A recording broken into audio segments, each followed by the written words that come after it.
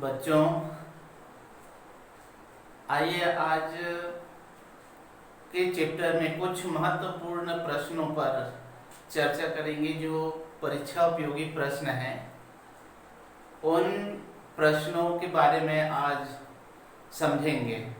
तो यहाँ पर ब्लैक बोर्ड में जो लिखा हुआ है सारे महत्वपूर्ण प्रश्न, उन प्रश्नों को देखते हैं। तो सबसे पहला जो प्रश्न दिख रहा है यहाँ पर ब्लैक बोर्ड में वो है कृषि उत्पादन में प्रकृति की भूमिका को स्पष्ट कीजिए।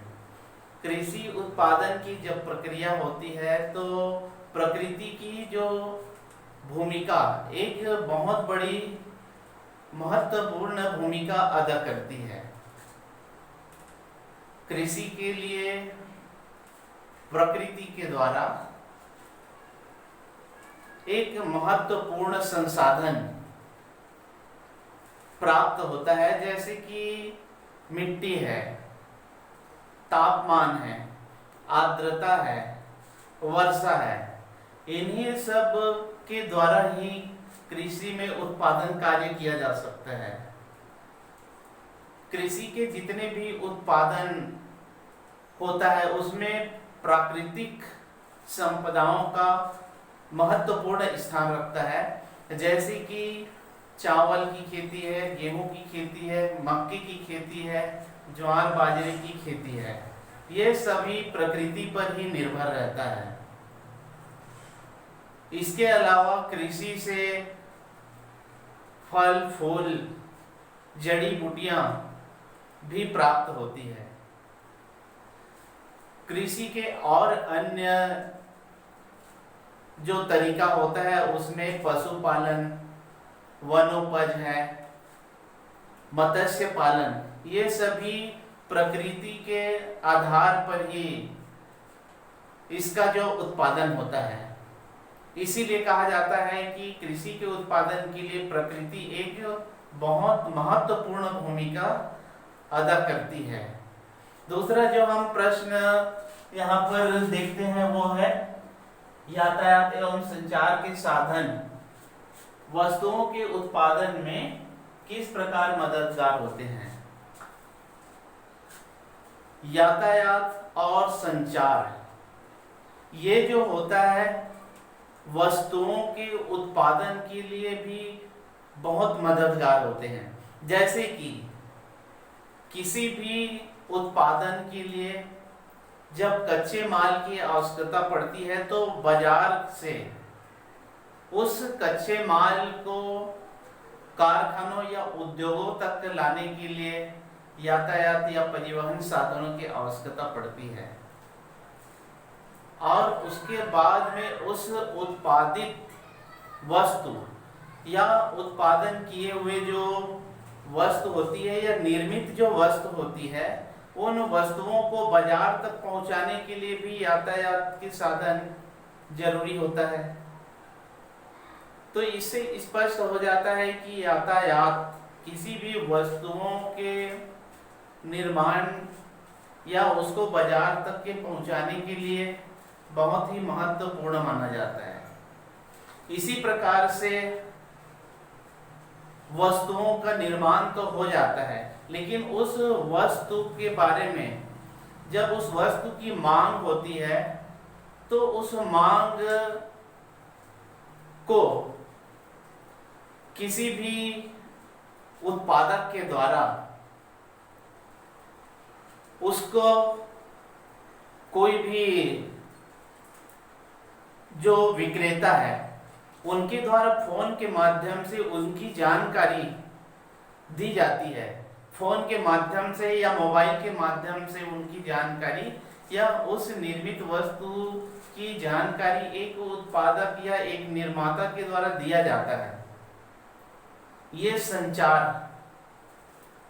और उसके बाद में उसकी जानकारी जब दे दी जाती है तो जानकारी मिलने के बाद में उस वस्तु को प्राप्त करने के लिए, उसका ऑर्डर देने के लिए कोई भी व्यक्ति है या कोई भी जो क्रेता है वो उस उत्पादक के पास में उसकी मांग के लिए फोन के माध्यम से कांटेक्ट करता है। तो यहाँ पर एक संचार का माध्यम भी किसी भी वस्तु के लिए मददगार साबित होती है। इसके बाद में अगला जो प्रश्न हम लोग चलते हैं वो है, क्या कोई वस्तु एक परिस्थिति में अंतिम उत्पाद और दूसरी परिस्थिति में मध्यवर्ती उत्पाद हो सकती है? इस प्रश्न का मतलब यह होता है कि कोई भी वस्तु जो है वो अंतिम उत्पाद भी है और मध्यवर्ती भी उत्पाद है। तो इस प्रश्न को हम एक उदाहरण के माध्यम से समझेंगे कि किसी भी व्यक्ति को घरेलू कार्य के लिए शक्कर दुकान से वो शक्कर खरीदता है, तो वो शक्कर जो होता है उनके लिए अंतिम उत्पाद होता है। लेकिन जब एक मिठाई बनाने वाला उस शक्कर को खरीदता है और उस शक्कर को जलेबी बनाने के लिए जब वो क्रय करता है, तो वहां पर वो शक्कर मध्यवर्ती वस्तु बन जाती है।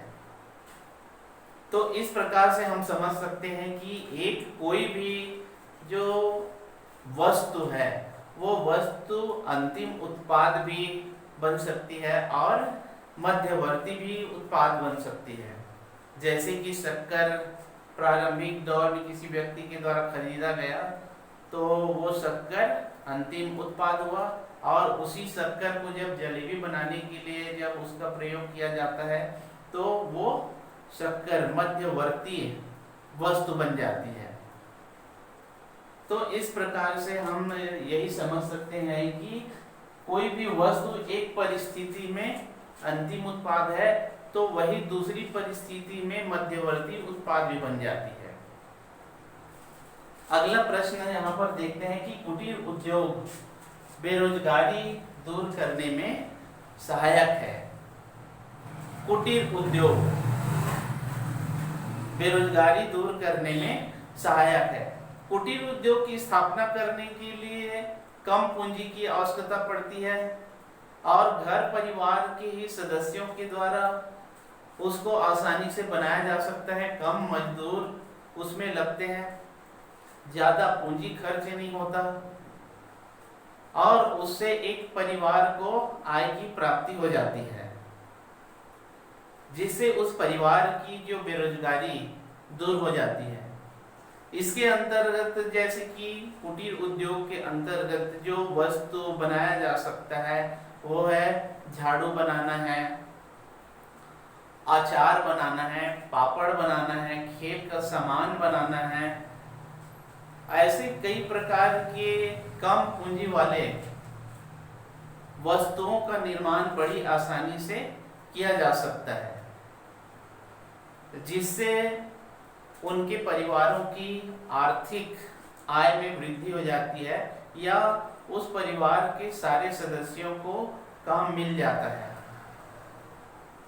तो इसीलिए कहा जाता है कि कुटीर उद्योग बेरोजगारी दूर करने में सहायक है।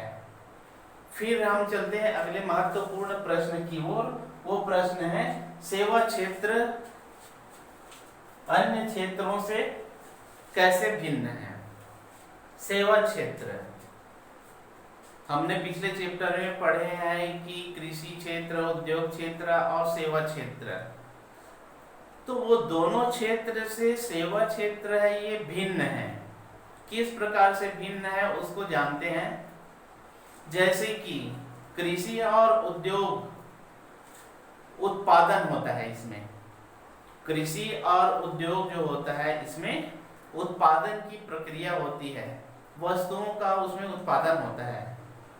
लेकिन सेवा क्षेत्र में उत्पादन नहीं होता। सेवा क्षेत्र मतलब जैसे कि वकालत है, नर्सिंग है, डॉक्टर है या अध्यापन कार्य है, या नाई के द्वारा बाल काटना, ये सारी जो चीज है वो सेवा क्षेत्र के अंतर्गत आता है। इसी प्रकार से अन्य और सेवा के क्षेत्र में जैसे कि आते हैं कि वो रेल सेवा है, डाक सेवा है और बैंक सेवा है। इसके अलावा जितने भी सरकारी कार्यालय में काम करना, ये भी सेवा क्षेत्र के अंतर्गत आता है। तो इसीलिए कहा जाता है कि सेवा क्षेत्र जो है वो अन्य क्षेत्रों से भिन्न है।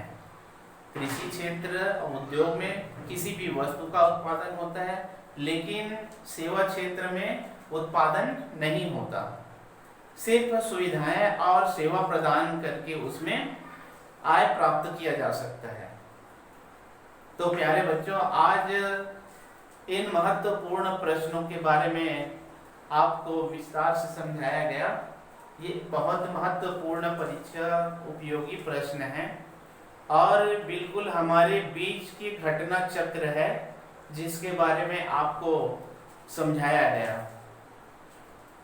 अगले चैप्टर में और कुछ महत्वपूर्ण बातों पर चर्चा करेंगे। धन्यवाद।